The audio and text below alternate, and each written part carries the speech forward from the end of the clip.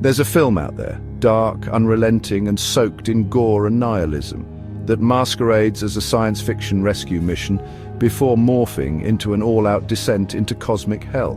It's a film where space travel collides head-on with religious terror, where the laws of physics are secondary to the laws of damnation, and where every metal bulkhead hides the lingering screams of the damned.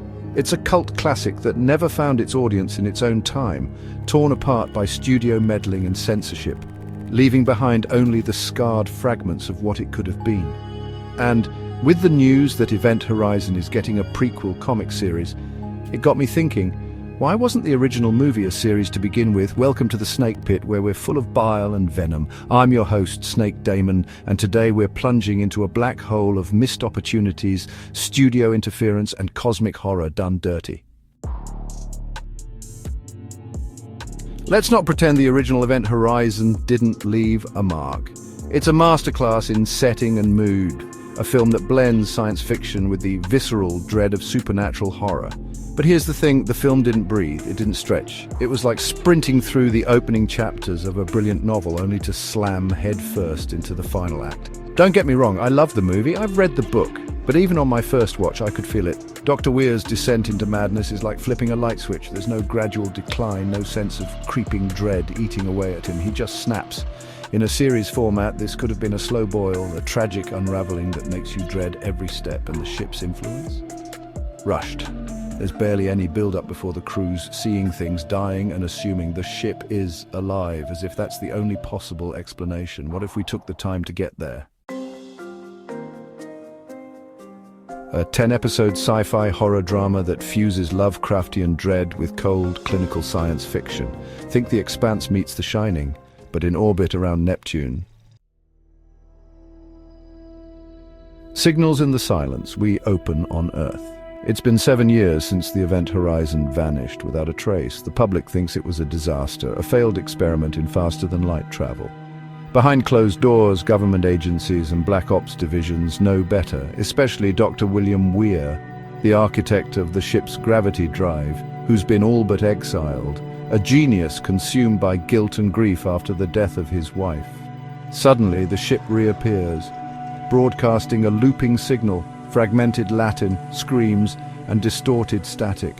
A retrieval mission is launched, combining military personnel and civilian experts, all with different motives. Captain Miller leads the crew. Weir is reluctantly added to the roster, visibly unstable but essential to understanding the ship. The episode ends with the launch and Weir having a dream, or is it a memory, of his wife, staring through him, whispering, "They're waiting." The crew arrives in Neptune's orbit. The Event Horizon floats silent and dead, its hull covered in unexplained scorch marks. Docking procedures are tense.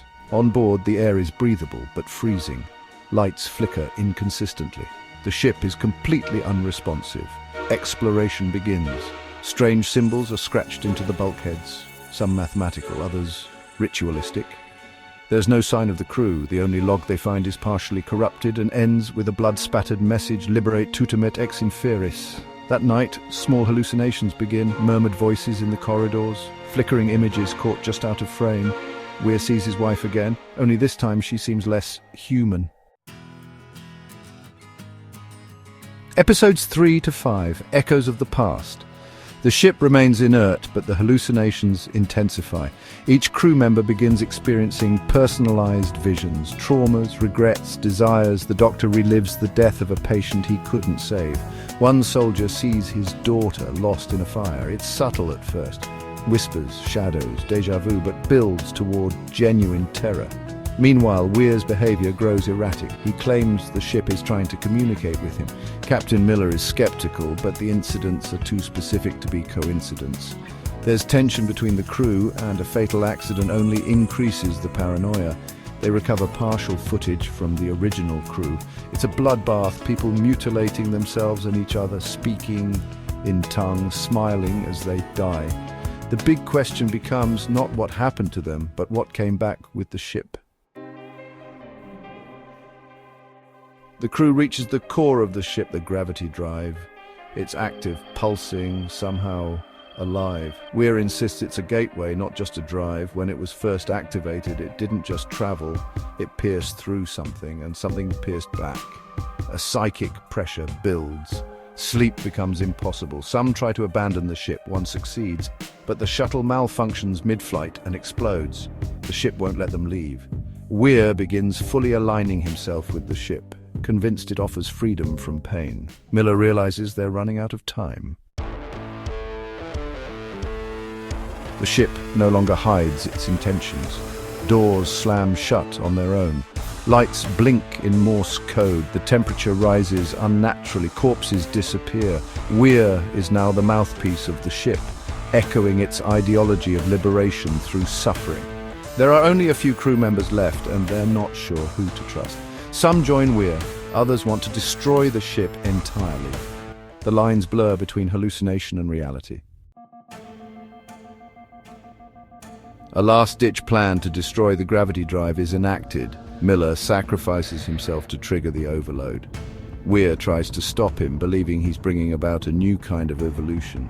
The gravity drive activates again, but just before the ship tears space open, part of it is ejected with the surviving crew. Back on Earth, the survivors are changed. They have dreams of a black sky filled with screams. One of them begins carving symbols into the walls of their room. Another's eyes bleed in the night. The event horizon is gone, but its influence remains. Last shot in the depths of space, a new ship is being launched. The government never cancelled the gravity drive program. Liberate Tutamet ex Inferis. Now, don't mistake this for another plea for a gritty reboot or some cynical reimagining to check diversity boxes or chase IP nostalgia. If this ever comes back, it has to be done right.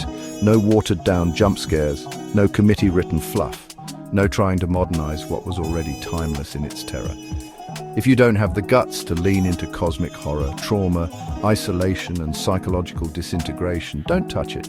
This isn't about giving us a neat origin story or wrapping things up in a happy ending. It's about getting the story right this time. If you're going to open the gateway again, make sure it leads somewhere worse. Thanks for dropping by the Snake Pit, where we thrive on untapped potential and lost opportunity. Don't forget to subscribe and hit that bell. Like the video and leave your opinions in the comments, where naturally I won't read them. Until next time, stay venomous.